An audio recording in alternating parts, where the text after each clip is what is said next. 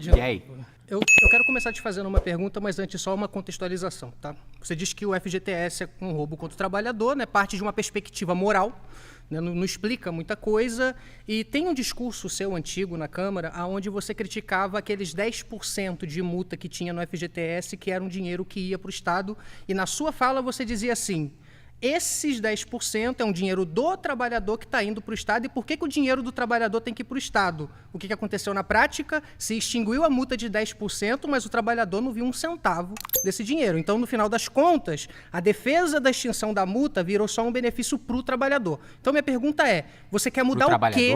Não, benefício para o empregador, desculpa.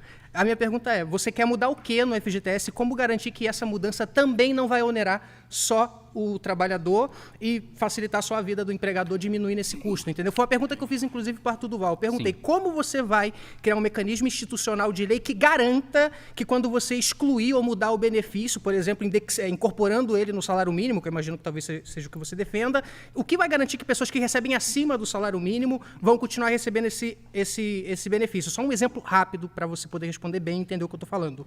Imagine que eu trabalho numa empresa, eu mesmo no meu último emprego, eu recebia cerca de R$ 2.600 no meu último emprego, mais os 8% que era depositado do FGTS. Vamos supor que amanhã a gente indexe o FGTS ao salário mínimo.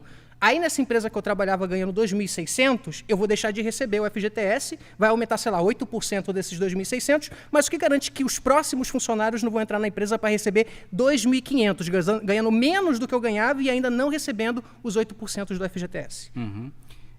Vamos lá. Bom, garantias não existem na política, né? Como garantir com certeza que tal coisa vai acontecer, que tal coisa não vai acontecer? Tanto que essa redução de 10% de multa, né, não foi revertida para o trabalhador. Bom, eu não tenho maioria na Câmara, eu não sou presidente da República, então eu não defini qual foi o desenho do que isso aconteceu. Mas, no mínimo, vamos lá se eu consigo fazer você concordar comigo. Eu acho que a gente pode pensar em várias alternativas para o FGTS, mas, no mínimo, garantir que o trabalhador pode ser uma garantia para quando ele for demitido, mas ele escolhe onde aquele dinheiro vai ser investido. Se a gente puder fazer assim, podemos concordar? Porque, a gente tem uma diferença, em 20 anos, o FGTS deu 202% de retorno. A poupança deu mais o dobro, 464%.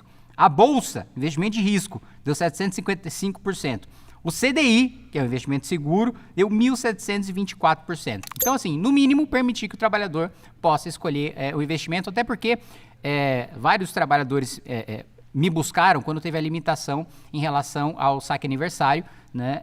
Mesmo porque, na minha avaliação, é o dinheiro dele, mas o governo força o trabalhador a pagar para o governo fazer políticas públicas como Minha Casa Minha Vida, que o próprio governo admitiu que 56% das casas feitas são defeituosas. Então a gente pode defender que ele continue sendo pago, que ele continue lá para o trabalhador, mas que ele decida onde aquele dinheiro vai ser investido. O que você acha? Eu não concordo com isso porque tem um problema e eu acho que você vai concordar.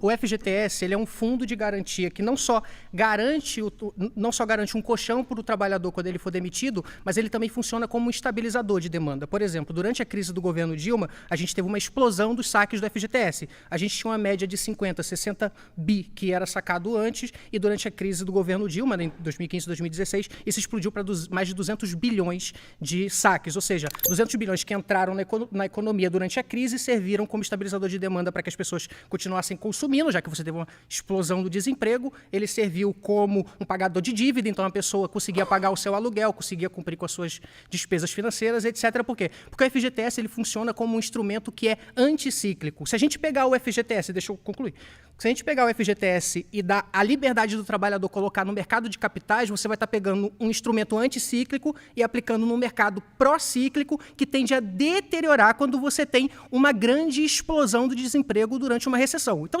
se durante a crise do governo Dilma a gente tivesse grande parte do FGTS no mercado de capitais, esse mercado de capitais teria deteriorado durante a crise, que foi o que aconteceu, as pessoas teriam perdido esse colchão, porque o FGTS ia deteriorar junto com isso, e a gente ia ter uma explosão, a gente ia ter um travamento daquilo que o Keynes chamava de multiplicador da economia. Por quê?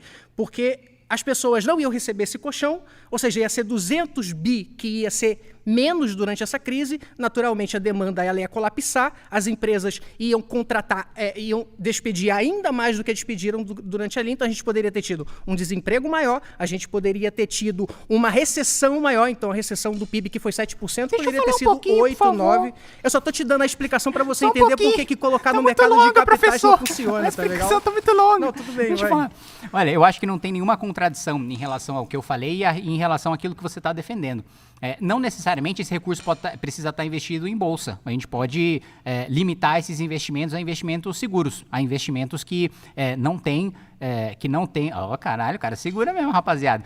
A investimentos que não tem a volatilidade da Bolsa de Valores. E você diz o seguinte, olha... investido em bolsa tem um risco de ser deteriorado em momentos de crise. E você concorda? No FGTS é a certeza que vai ser deteriorado em momento de crise e em momento de bonança. Claro então que não. Muito melhor para o trabalhador ter investido. Pô, não deixaram eu responder isso, cara. Aí é fogo. Mas foi bom. Meu, tem que brigar com os coleguinhas aí, meu. Na minha terra, levantou bandeira vermelha, resolve na porrada.